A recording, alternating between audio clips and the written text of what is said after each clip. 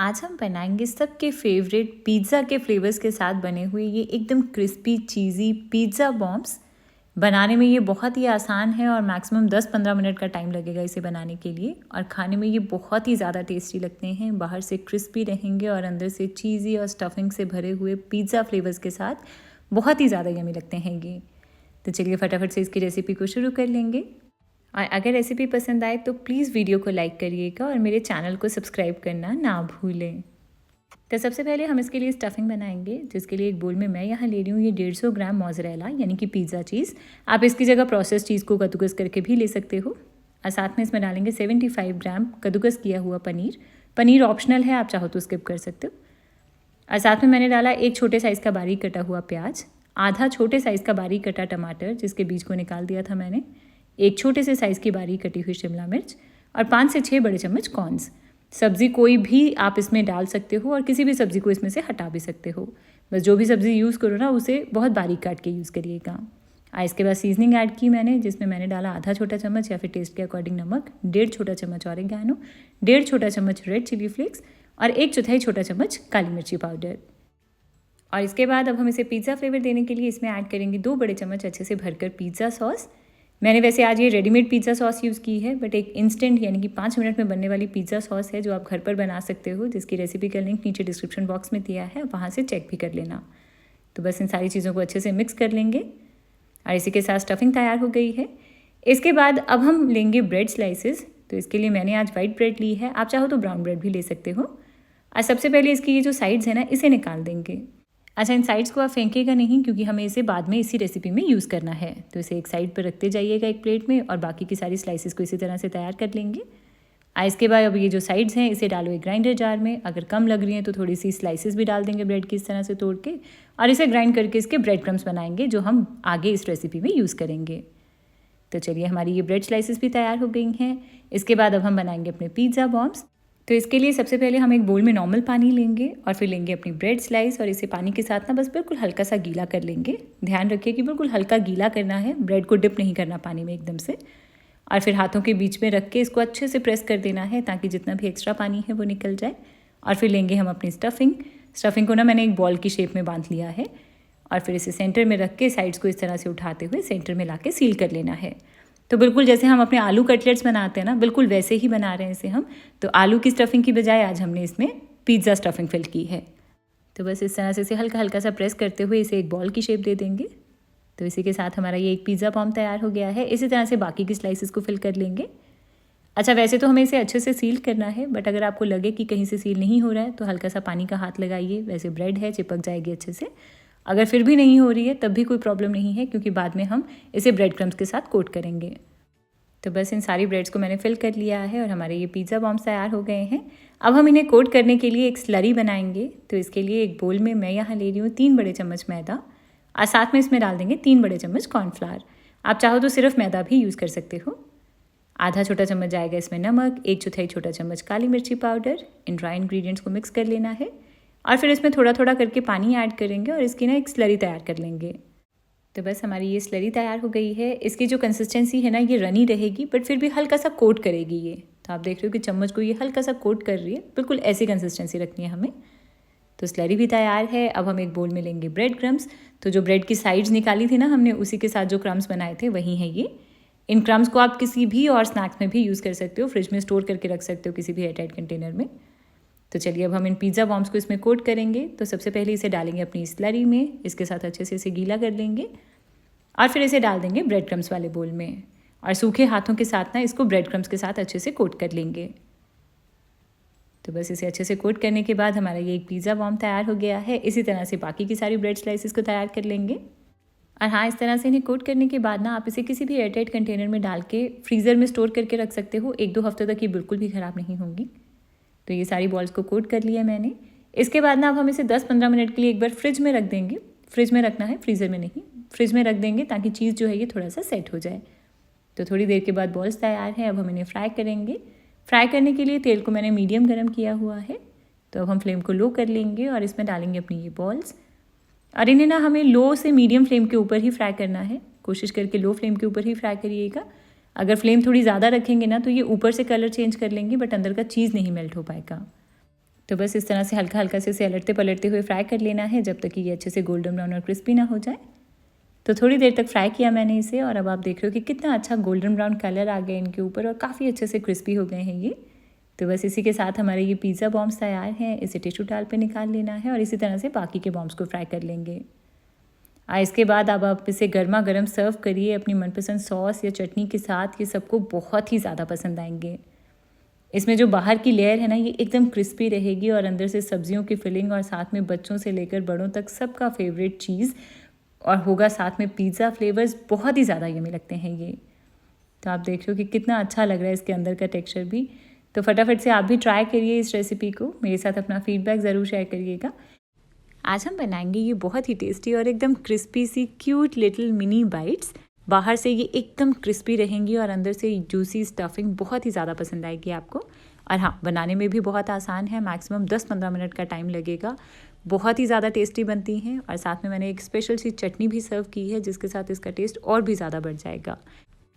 तो सबसे पहले हम इसके लिए स्टफिंग बनाएंगे, जिसके लिए बोल में मैं यहाँ पर डाल रही हूँ ये 100 ग्राम पनीर। इसको मैंने कद्दूकस करके लिया है और साथ में ना मैंने इसमें ये आधा कप पत्ता गोभी ली है बारीक कटी हुई और साथ में डालेंगे एक छोटे से साइज़ का बारीक कटा हुआ प्याज। एक छोटे साइज़ की गाजर ली थी मैंने जिसको मैंने कद्दूकस कर लिया और फिर उसके बाद ना थोड़ा सा उसे निचोड़ दिया था ताकि उसका एक्स्ट्रा पानी निकल जाए। और साथ में डाल देंगे 1/4 कप जितनी बारीक कटी हुई शिमला मिर्च और 1/4 कप कॉर्न्स भी ऐड कर रही हूँ मैं इसमें। मेरे घर में कॉर्न सबको बहुत पसंद है, आप चाहो तो इसे स्किप भी कर सकते हो। और साथ में तीखेपन के लिए एक छोटी सी बारीक कटी हुई हरी मिर्ची भी डाल दी है। तो इन सारी चीज़ों को थोड़ा सा मिक्स करके अब हम इसमें सॉसेज और सीजनिंग ऐड करेंगे। तो पहले मैं इसमें डाल रही हूँ 1 बड़ा चम्मच सोया सॉस और साथ में मैं इसमें 1 बड़ा चम्मच रेड चिली सॉस ऐड कर रही हूँ और आधा बड़ा चम्मच डाल रही हूँ टमाटो केचप। इसमें से किसी भी सॉस को आप हटा सकते हो अगर आपको नापसंद हो तो। और हाँ, चाहो तो इसकी जगह वैसे इसमें शेजवान सॉस भी डाल सकते हो, उससे भी ये स्टफिंग बहुत ज़्यादा टेस्टी बनती है। और साथ में सीजनिंग में ऐड किया मैंने 3/4 छोटा चम्मच या फिर टेस्ट के अकॉर्डिंग नमक और आधा छोटा चम्मच डाल देंगे इसमें काली मिर्ची। तो बस इन सारी चीज़ों को मिक्स कर लेना है और इसी के साथ हमारी ये यम्मी सी स्टफिंग तैयार हो गई है। तो इसे अब हम एक साइड पर रखेंगे। और इसके बाद ना अब हम एक मैदे का घोल बनाएंगे, जिसके लिए 2 बड़े चम्मच मैदा लिया मैंने और इसमें अब हम पानी डालेंगे और इसका ना एक थिक सा पेस्ट जैसा तैयार कर लेंगे जो ग्लू का काम करेगा, यानी कि हमारी शीट्स को चिपकाने का काम करेगा। तो बस इसी तरह से हमारा ये मैदे का घोल तैयार हो गया। आप देख रहे हो कि काफ़ी अच्छे से थिक है ये। इसे भी एक साइड पर रख देंगे। इसके बाद अब इन मिनी बाइट्स को बनाने के लिए ना मैंने यहाँ पर ये रेडीमेड शीट्स ली हैं। ये स्प्रिंग रोल शीट्स हैं। ये आपको वैसे तो मार्केट में बहुत ही आसानी से मिल जाएंगी, ऑनलाइन भी मिल जाएंगी वैसे तो ये आपको।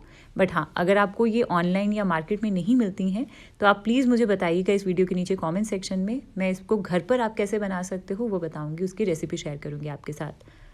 तो क्या करेंगे कि इस शीट से ना हम पहले छोटी छोटी सी शीट्स कट करेंगे। तो उसके लिए पहले इस शीट को मैं इस तरह से फोल्ड कर रही हूँ 3 पार्ट्स में। तो 3 इक्वल पार्ट्स में फोल्ड करने के बाद अब फिर से इसको इस तरह से 3 इक्वल पार्ट्स में फोल्ड कर लेंगे, यानी कि एक शीट के साथ ना हम 9 छोटी छोटी शीट्स बना लेंगे। इसके बाद ना इसको अच्छे से एक बार प्रेस कर लीजिएगा सारे फोल्ड्स को, ताकि आपकी मार्किंग्स आपको क्लियरली विजिबल हों। इसके बाद अब आप शीट को जब खोलोगे ना तब आपको दिखाई देगा कि इसके ऊपर इस तरह से मार्किंग्स बन गई हैं। अब जहाँ जहाँ ये निशान बने हैं वहाँ से इसे हम कट कर लेंगे। तो इस तरह से ना आपकी सारी शीट्स और सारे वॉन्टन्स एक ही साइज़ के बनेंगे। तो अब क्या करेंगे कि इन मार्किंग के ऊपर रख के चाकू को इसके साथ इसे कट कर लेना है। तो इस तरह से पहले लंबा कट कर लेंगे इन शीट्स को इस तरह से और फिर इसको छोटे छोटे बाइट साइज़ की शीट्स में कट कर लेंगे। अच्छा, अगर आपके पास स्प्रिंग रोल शीट्स की बजाय समोसा पट्टी मिले तो वो भी यूज़ कर सकते हो आप। एक समोसा पट्टी को बस आपको छोटे छोटे 3 पोर्शंस में डिवाइड करना है, फिर ये लंबे कट लगाने की भी ज़रूरत नहीं है। इस तरह से अब एक स्ट्रिप के साथ हमारे पास ये 3 छोटी छोटी शीट्स आ जाएंगी और इसी तरह से फिर से दोबारा कट करेंगे इसको इस फोल्ड से। तो यानी कि एक शीट के साथ ना आप टोटल 9 छोटी छोटी ये शीट्स बना सकते हो। तो इस तरह से थोड़ी सी और शीट्स को कट करने के बाद मैंने इन शीट्स को ना इस तरह से एक क्लिंग रैप में रैप कर दिया है ताकि ये ड्राई ना हो। तो अब हम इससे अपने वॉन्टन्स बनाएंगे। तो इसके लिए इसमें से एक एक शीट लेते जाएंगे और करना क्या है कि सबसे पहले इसके ये जो 2 कॉर्नर्स हैं ना, ये 2 जो साइड्स हैं, इस पर हम लगाएंगे अपना ये मैदे का पेस्ट। तो ब्रश से या फिर हाथ से लगा दो इस तरह से। इसके सेंटर में अब हम स्टफिंग रखेंगे और फिर इसका ये वाला पोर्शन उठाकर ना इसको आगे की तरफ फोल्ड करेंगे तो एक ट्रायंगल जैसा बन जाएगा। और क्योंकि जो पेस्ट हमने लगाया था इस वजह से सारे कॉर्नर सारी साइड्स आपस में चिपक भी जाएंगी। अच्छे से प्रेस कर दीजिएगा। तो ये एक ट्रायंगल आ गई है हमारे पास। इसके बाद अब हम क्या करेंगे कि ये जो स्टफिंग वाला पार्ट है ना, इसको सेंटर से हल्का सा उंगली से नीचे की तरफ प्रेस करेंगे, बिल्कुल हल्का सा।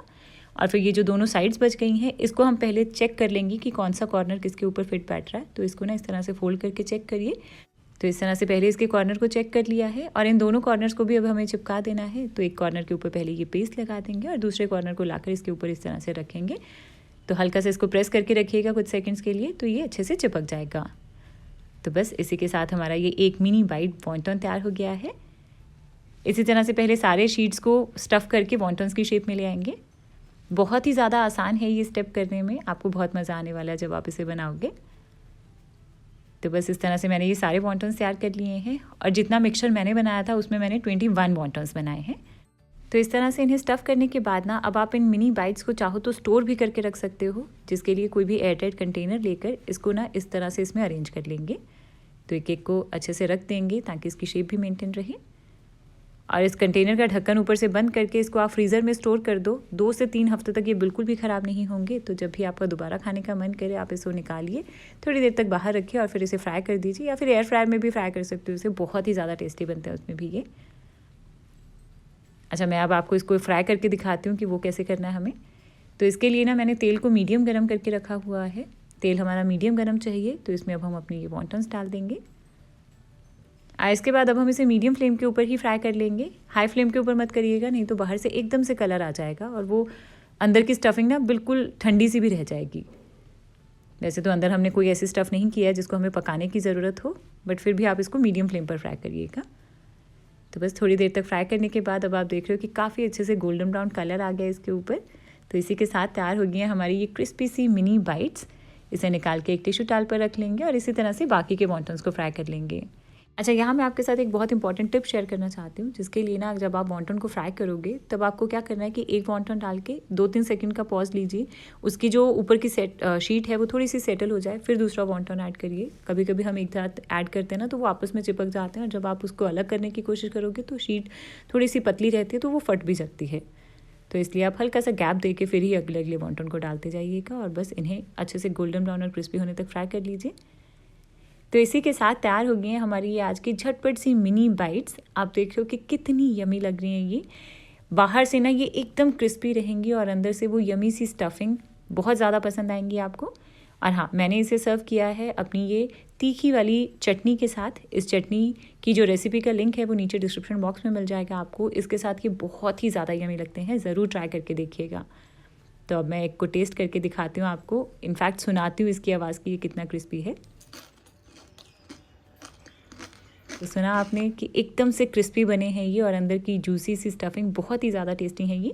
तो आप भी ट्राई करिए इस रेसिपी को, मेरे साथ अपना फीडबैक शेयर करिएगा। पिक्चर्स इन सारी रेसिपीज़ के आप मेरे इंस्टाग्राम पे शेयर कर सकते हो।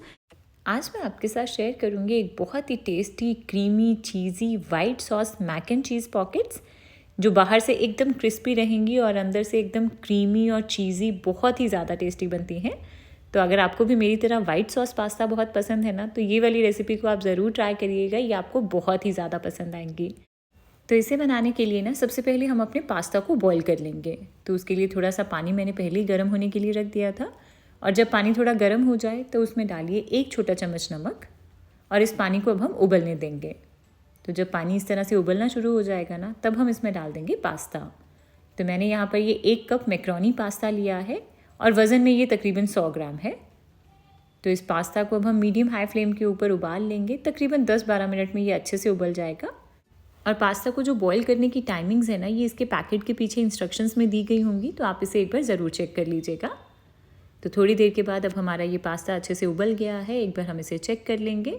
तो इसे या तो आप खाकर चेक कर लीजिए या फिर इस तरह से जब आप चम्मच से इसे कट करेंगे ना, तो ये ईजिली कट जाएगा। तो बस पास्ता तैयार है। इसे ना हमें ओवर बॉयल बिल्कुल भी नहीं करना है। तो इसे अब हम छान लेंगे। एक पतीली के ऊपर छन्नी रखी है मैंने यहाँ और इसमें हम डालेंगे अपना ये पास्ता। और इसका ये जो पानी निकला ना, इसे अभी हम थोड़ी देर के लिए संभाल लेंगे, क्योंकि बाद में अगर हमें ज़रूरत पड़ेगी ना तो हम इसे अपनी सॉस में यूज़ करेंगे। तो इस पास्ता को अब मैं नॉर्मल पानी से थोड़ा वॉश कर रही हूँ ताकि इसकी जो कुकिंग प्रोसेस है ये यहीं रुक जाए। तो इसी के साथ हमारा ये पास्ता अब तैयार है। इसे अब हम एक साइड पे रख देंगे और अब हम इसके लिए वाइट सॉस बना लेंगे। तो उसके लिए एक पैन में मैं यहाँ ले रही हूँ 1 बड़ा चम्मच butter, normal regular salted butter है ये। तो इसे थोड़ा गर्म करेंगे और फ्लेम को बिल्कुल लो रखेंगे और इसमें मैं डाल रही हूँ 1 बड़ा चम्मच मैदा। और इसे ना अब हम लो फ्लेम के ऊपर इस बटर में थोड़ा भून लेंगे। इसे हमें बहुत ज़्यादा ब्राउन नहीं करना, बस तब तक ही पकाएंगे जब तक कि ये जो मैदा है ना इसका कच्चापन ना निकल जाए। बस 2 से 3 मिनट में ये अच्छे से पक जाएगा। तो बस 2 मिनट तक ही पकाया मैंने इसे और हमारा ये मैदा अच्छे से पक गया है। भुनी भुनी सी खुशबू आ रही है इसमें से। तो अब हम इसमें डाल देंगे 1 कप दूध और इस दूध को हमें थोड़ा थोड़ा करके इसमें डालते जाना है और इसे साथ के साथ मिक्स करते जाइए ताकि इसमें कोई भी लम्स ना बने। और ये नॉर्मल रूम टेम्परेचर के ऊपर है दूध। तो इसे सारा दूध डाल के मैं इसे एक बार अच्छे से मिक्स कर रही हूँ। और अगर आपको लगे कि इसमें लम्स बन रहे हैं यानी कि गुठलियाँ पड़ रही हैं तो आप विस्क यूज़ कर सकते हैं इसे मिक्स करने के लिए। सारे लम्स बड़ी आसानी से निकल जाएंगे। तो इसे अच्छे से मिक्स कर लिया मैंने और अब हम इसे ना लो फ्लेम के ऊपर इसी तरह से चलाते हुए पका लेंगे तब तक जब तक कि हमारी ये जो सॉस है ना ये थोड़ी सी थिक ना हो जाए। बहुत ही जल्दी एकदम क्रीमी हो जाएगी ये। तो थोड़ी देर में आप देख रहे हैं कि सॉस कितने अच्छे से क्रीमी हो गई है। तो वाइट सॉस तैयार है। अब हम इसमें डालेंगे सीजनिंग। तो मैं इसमें डाल रही हूँ 3/4 छोटा चम्मच या फिर टेस्ट के अकॉर्डिंग नमक। 1 छोटा चम्मच मैं यहाँ मिक्स हर्ब्स डाल रही हूँ, आप ऑरिगेनो भी डाल सकते हैं। 1 छोटा चम्मच रेड चिली फ्लेक्स। इसे मिक्स कर लेंगे। अच्छा, साथ ही में ना मैं इसमें 1/4 छोटा चम्मच काली मिर्च का पाउडर भी डाल रही हूँ। एक्चुअली मैं इसे पहले डालना भूल गई थी। तो बस इसे अच्छे से मिक्स कर लेंगे और फिर हम इसमें डाल देंगे 1 चीज़ स्लाइस। नॉर्मल अमूल चीज़ स्लाइस है ये। इसकी जगह आप प्रोसेस चीज़ को कद्दूकस करके भी डाल सकते हैं। तो इसे मिक्स करेंगे तब तक जब तक कि चीज़ अच्छे से मेल्ट ना हो जाए। तो जब ये चीज़ अच्छे से मेल्ट हो जाए ना तब इसमें डाल दीजिए ये बॉईल करके रखी हुई मैक्रोनी और इसे अच्छे से मिक्स कर लेंगे। तो बस इसी के साथ हमारा ये वाइट सॉस मैक्रोनी पास्ता तो हो गया तैयार। तो है ना बहुत ही आसान इसे बनाना। तो चलिए अब हम गैस को बंद कर देंगे और इसे अब हम निकाल लेंगे एक बोल में।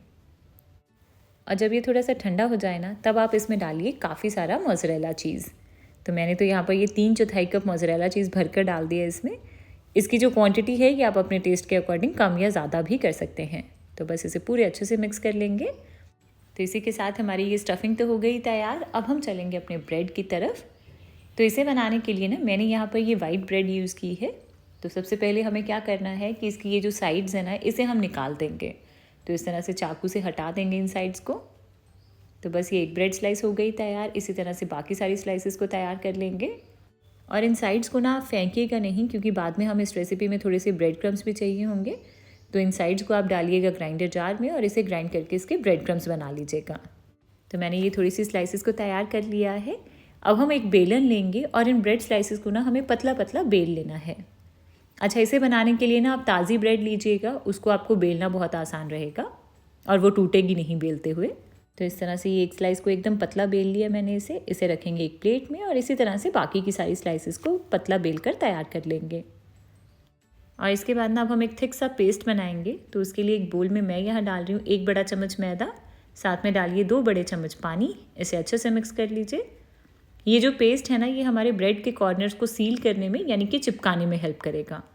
तो बस ये पेस्ट भी हो गया तैयार।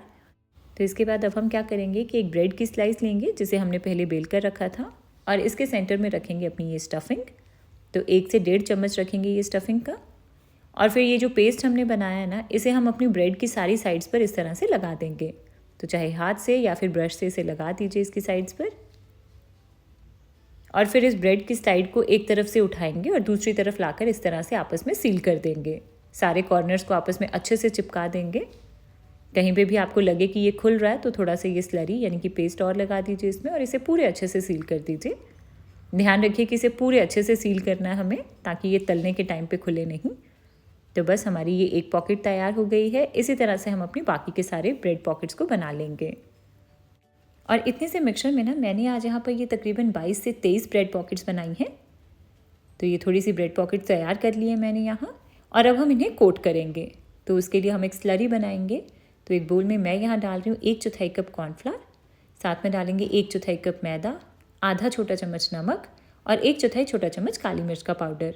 इसे थोड़ा मिक्स करेंगे और अब हम इसमें थोड़ा थोड़ा करके पानी ऐड करेंगे और इसका ना एक पतला सा घोल बना लेंगे। और ये जो पानी है ना इसे थोड़ा थोड़ा करके ही ऐड करिएगा ताकि इसमें कोई भी लम्स ना बने। और अब हम इसे बहुत ज़्यादा थिक नहीं बनाएंगे, इसे हल्का सा रनी रखेंगे बट हल्की सी कोटिंग कंसिस्टेंसी रहेगी इसकी। तो मैंने इसे अच्छे से मिक्स कर लिया और आप देख रहे हैं इसकी कंसिस्टेंसी ये रनी भी है बट हल्का हल्का चम्मच को कोट कर रहा है। तो बिल्कुल ऐसी कंसिस्टेंसी रखेंगे। तो ये स्लरी भी हो गई तैयार।